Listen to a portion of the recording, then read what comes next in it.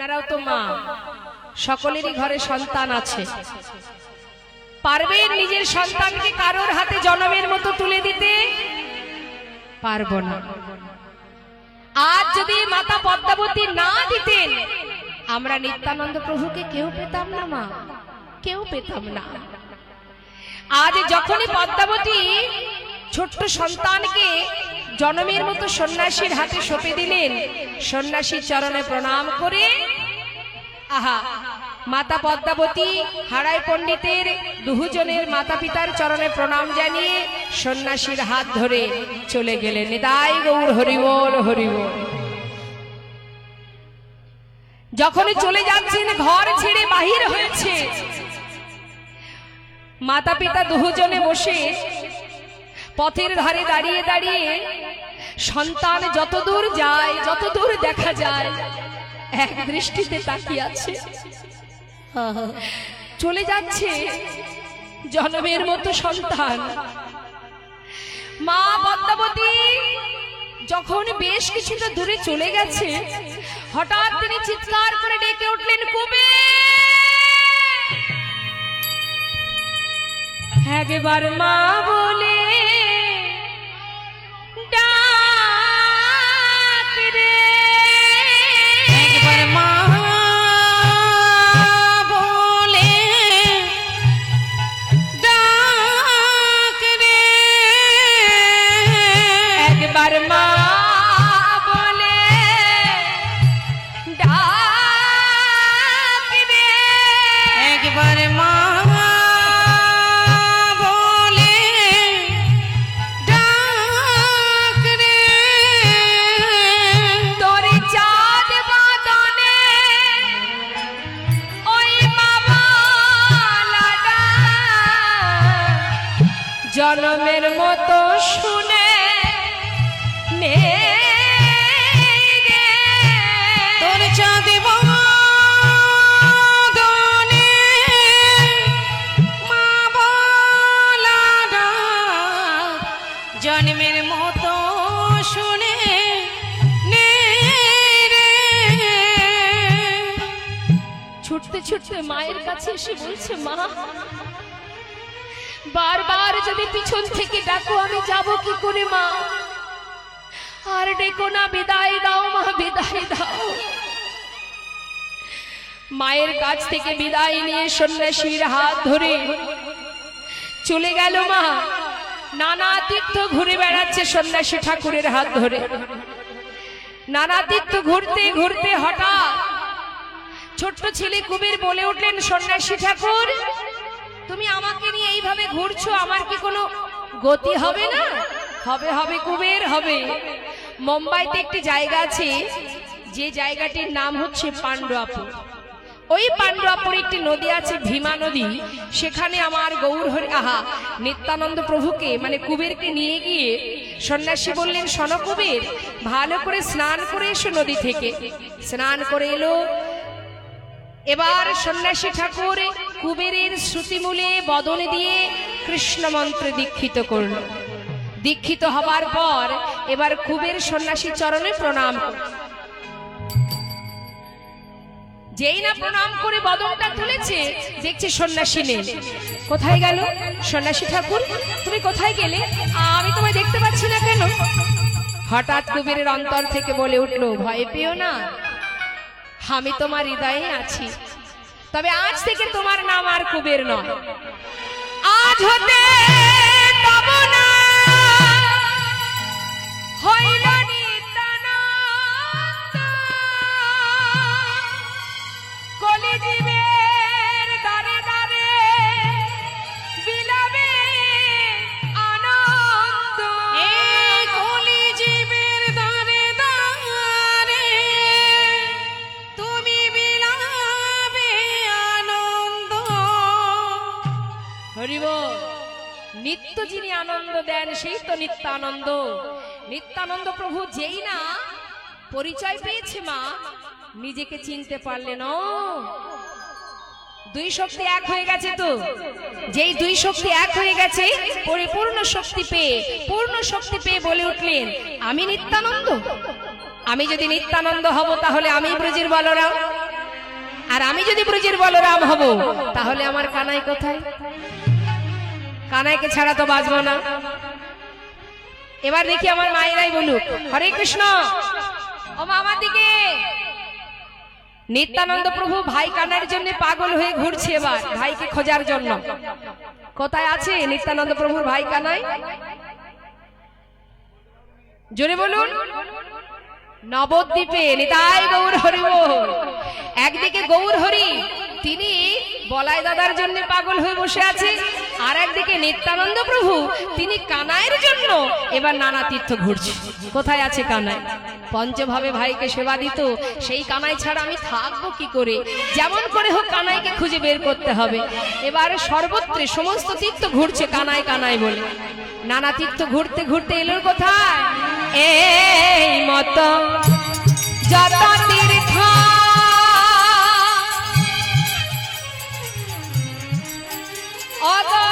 নিত্যানন্দ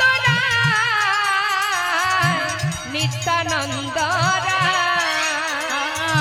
এই মতো যত তীর্থ নিত্যানন্দ রায়, নিত্যানন্দ রায় সর্বতীর্থ ঘুরে এলো পুন মথুরা, পুন মথুরা।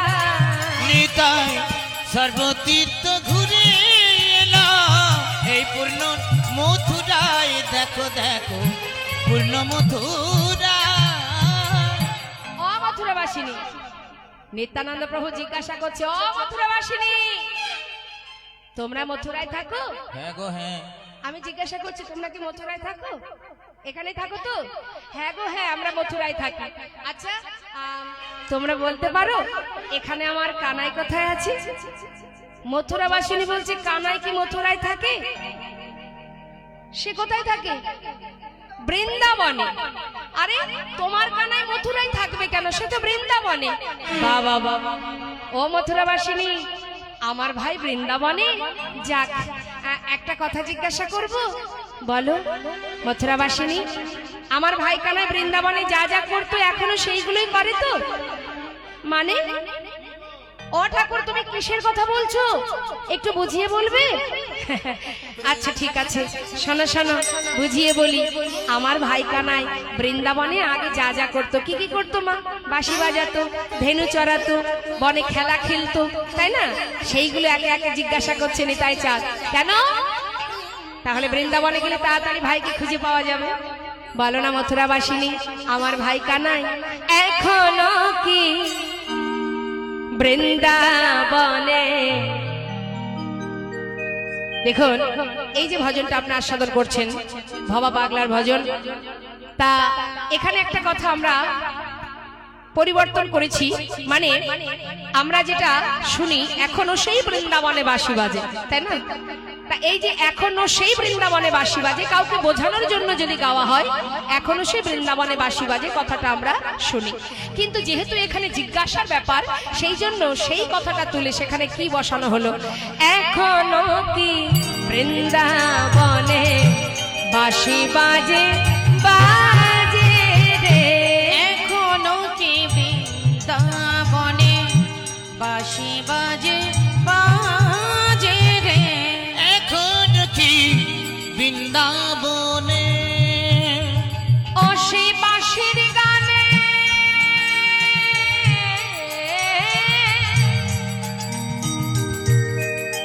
ও সেই বাঁশির গানে বনে বনে বাঁশির গানে বনে বনে ময়ূর নাচে রে?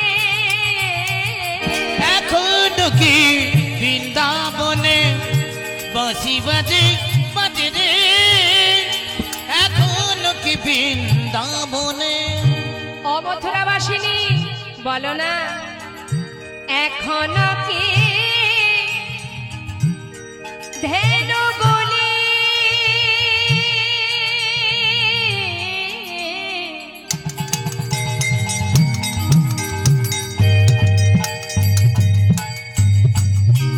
বলে দাও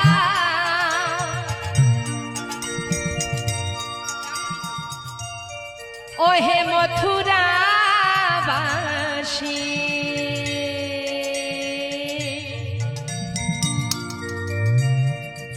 কোথায় আমার ভাই কানাই আছে বলে দাও দাও দাও বলে দাও বলে দাও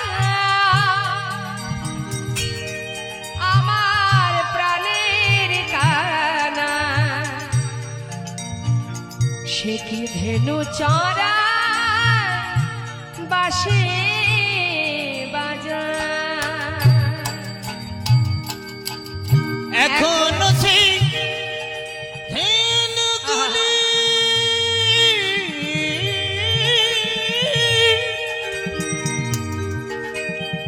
তারা গোচরণে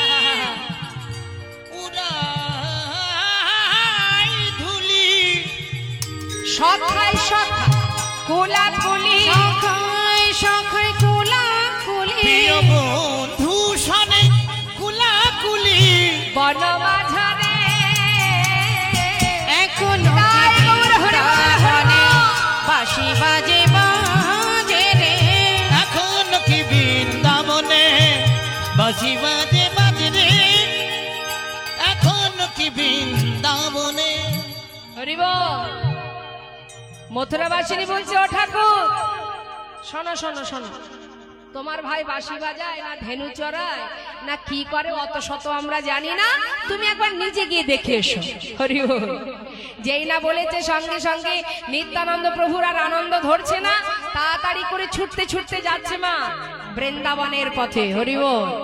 এখন বৃন্দাবনের পথে যাচ্ছে ভাইকে ডাকতে ডাকতে ভাই রে কানাই রে বলতে বলতে যাচ্ছে হরি বল। কানাইকে ডাকতে যাচ্ছে কোথায় বৃন্দাবনে বৃন্দাবনের ভাষা কি বলুন দেখি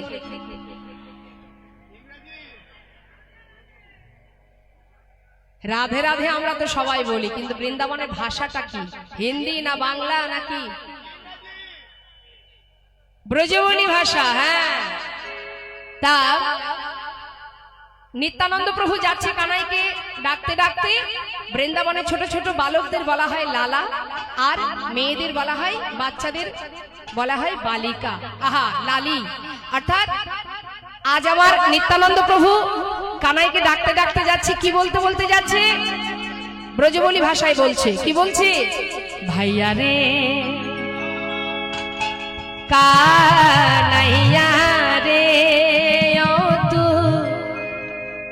दर्शन देखाए जा रे भैया रे কানাইয়া রে ও তুই দর্শন দেখায় যা রে भैया रे आहा, कन्हैया रे मेरो दर्शन देखाए जा ए दर्शन देखाए जा रे कन्हैया দর্শন দেখায় যা রে কানাইয়া दर्शन देखाए जा रे कन्हैया सोनो देखाए जा रे कन्हैया दर्शन दर्शन देखाए जा रे भैया रे कन्हैया रे मेरो दर्शन देखाए जा भैया रे कन्हैया रे मेरो दर्शन देखाए जा मेरो भैया बरज की लाला मेरो ভাইয়া বড় জকি লালা बरज की लाला सैया कृष्ण कन्हैया আর বড় জকি লালা সাইয়া কৃষ্ণ কানাইয়া যমুনা तट पे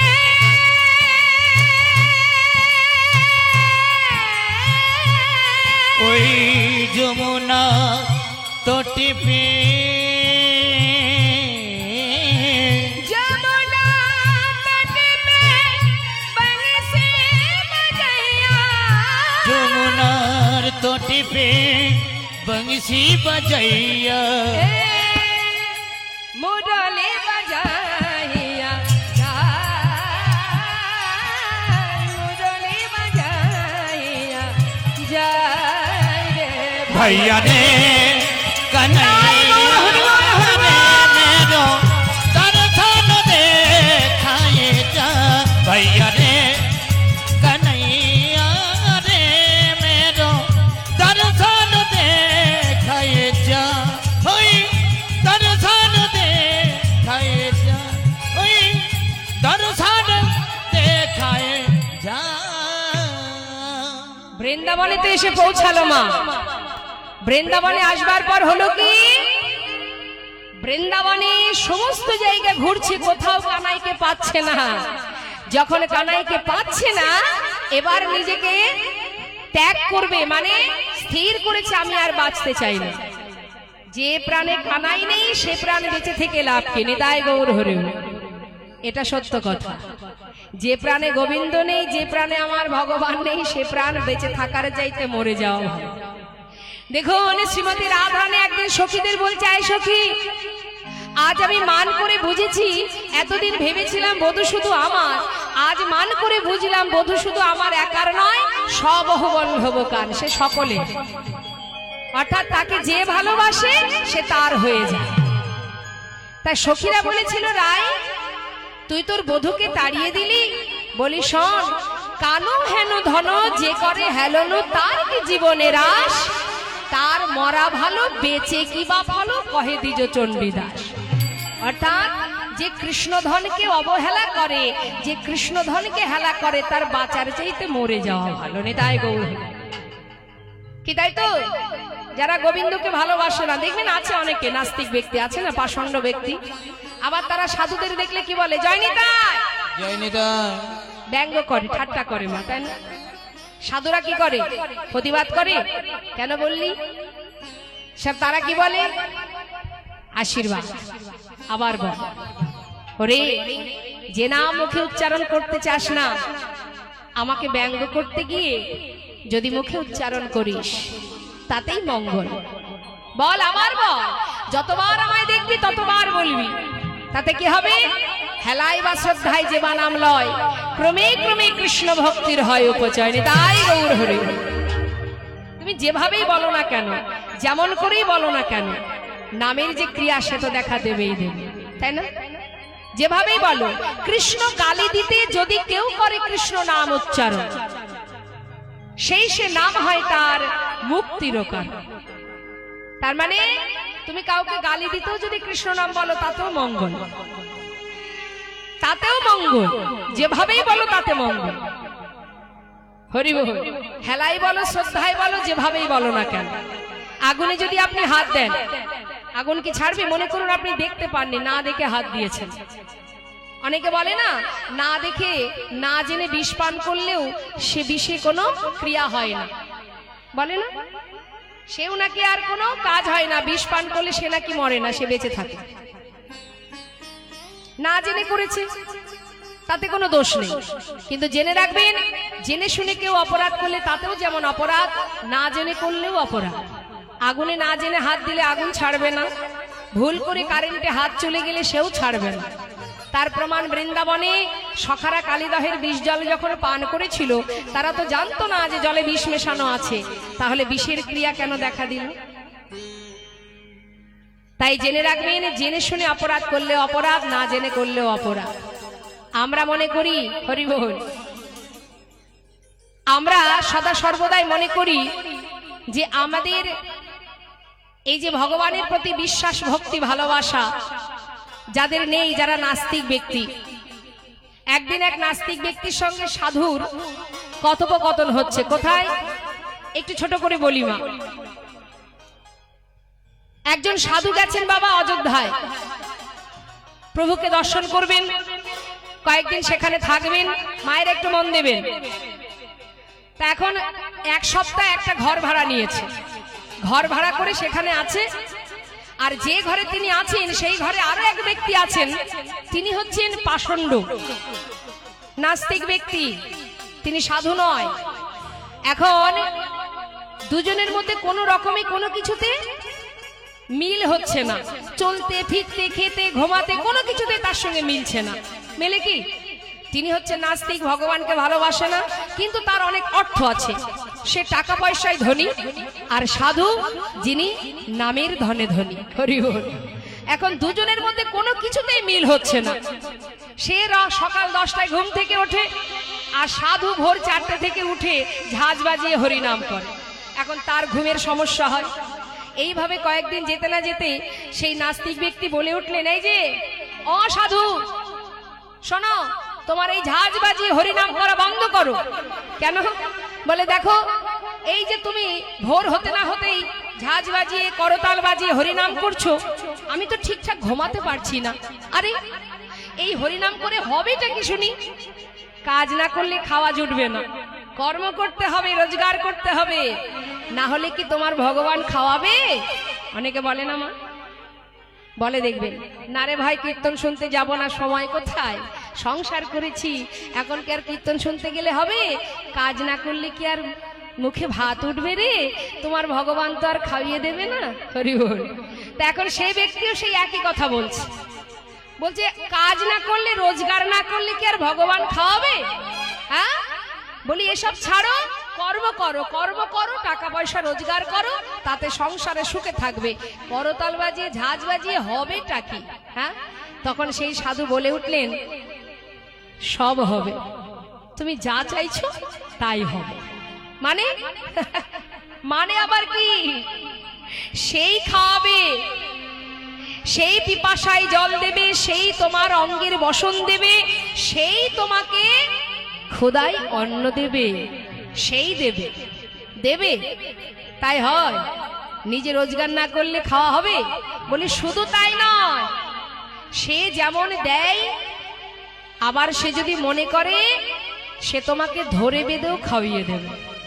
তুমি যদি খেতে না চাও, তোমাকে ধরে মেরে মেরে খাওয়াবে, তোমার মুখে তুলে খাওয়াবে, হ্যাঁ জোর করে খাওয়াবে। তুমি যদি খেতে না চাও, যদি সে মনে করে ঠিক খাওয়াবে। এখন সেই নাস্তিক ব্যক্তির মনের মধ্যে একটু সন্দেহের দানা বেঁধেছে। হ্যাঁ, ভগবান খাওয়াবে? নিজে না খাটলে কি আর ভগবান খাওয়ায়? ঠিক আছে, দেখবো আজ পরীক্ষা করে কেমন তোমার ভগবান। আমি যদি না খাই, তোমার ভগবান কি করে আমাকে খাওয়ায়? বেশ, পরীক্ষা করো। পরীক্ষা করছে বাবা, বলছে 24 ঘন্টার মধ্যে আমি কিছু খাবো না, আমি দেখবো তোমার ভগবান কি করে আমাকে খাওয়ায়। বলে শুধু খাওয়াবে না, তোমাকে মেরে মেরে খাওয়াবে। ঠিক আছে, দেখা যাক কি করা যায়। 24 ঘন্টার জন্য প্রতিজ্ঞা করেছে কিচ্ছু খাবে না, ভগবান কি করে মুখে তুলে খাওয়ায় সেটা দেখবে। তাই কি করেছে, যেখানে লোকজন আছে, মানুষ যেখানে আছে সেখানে থাকলো না, চলে গেল কোথায়? জনশূন্য এলাকা, অর্থাৎ বনের মধ্যে। বনের ভিতরে গিয়ে একটা গাছে উঠে বসে আছে, কারণ নিচে থাকলে যদি কেউ দেখতে পায়, গাছে উঠে বসে থাকলে তার কেউ দেখতে পাবে না। যাক, বসেছে মা প্রতিজ্ঞাবদ্ধ, 24 ঘন্টার মধ্যে দেখবো ভগবান কি করে মুখে তুলে খাওয়া। খাবো না তো খাবো না, জেদ করে আছে। পরীক্ষা হচ্ছে ভগবানের সঙ্গে। এবার এই যে সাধু, তিনি শুধু প্রভুর চরণে স্মরণ করে বলছে, দয়াময়, আমার মান থাকুক বা না থাকুক তাতে কোনো দুঃখ নেই। সাউন্ডটা একটু বাড়াও। শুধু তোমার কাছে একটা নিবেদন, যে ব্যক্তি এখনো তোমায় চিনতে পারেনি, যে এখনো অন্ধকারে ডুবে আছে, শুধুমাত্র তোমার কাছে একটি নিবেদন, তুমি তাকে সঠিক পথ দেখাও। তোমার চরণে তুমি ঠাঁই দাও, কৃষ্ণ ভক্তি দান করো, অন্ধকার থেকে তাকে আলোর পথ দেখাও প্রভু, তাকে তুমি উদ্ধার করো। এখন দেখছি কি মা, ঠিক দুপুর সময় একজন ব্যক্তি বনের ভিতর দিয়ে যাচ্ছে। এখন বনের ভিতর দিয়ে যেতে যেতে হঠাৎ তার প্রচন্ড খিদে পেয়েছে। তা কি করবে, সঙ্গে করে কিছু খাবার এনেছিল, ভাবছে এখনো এত পথ যাব, তা কিছু খেয়ে নি। এই ভেবে তার কাছে যে খাবারগুলো ছিল সেগুলো সব নিচে সাজিয়েছে মাটিতে। মাটির উপরে সাজিয়েছে, সুন্দর করে পাত্রে সাজিয়ে নিয়ে এবার বসেছে, বসে খেতে যাবে। সব কিছু পাতিয়েছে মা সুন্দর করে, অন্ন আছে সেখানে, নানাবিধ তরি তরকারি সবকিছু আছে, এবার সাজিয়েছে, সবে মুখে দিতে যাবে, হঠাৎ ওই বনের ভিতর থেকে ঘোড়ার পায়ের শব্দ শুনতে পাচ্ছে। ঘোড়ার পায়ের শব্দ শুনে মনে মনে চিন্তা করছে নিশ্চয়ই কোনো ডাকাতের দল আসছে। কি করা যায়, ভয়ে ভীত হয়ে খাবার আর খাওয়া হলো না, সব পড়ে রইল। সে ভয়ে ভীত হয়ে ওই যে ডাকাতের দল আসছে ভেবে সে পালিয়ে চলে গেল, খাবারটা সেইখানে রয়ে গেল। হরি বল। আর এদিকে এক দল ডাকাতের দল, তারা এসে দেখছে একটা জায়গায় সুন্দর করে খাবার সাজানো, সেখানে নানাবিধ যেন মনে হচ্ছে 56 ব্যঞ্জন সাজিয়ে রেখেছে। আহা, এই সর্দার,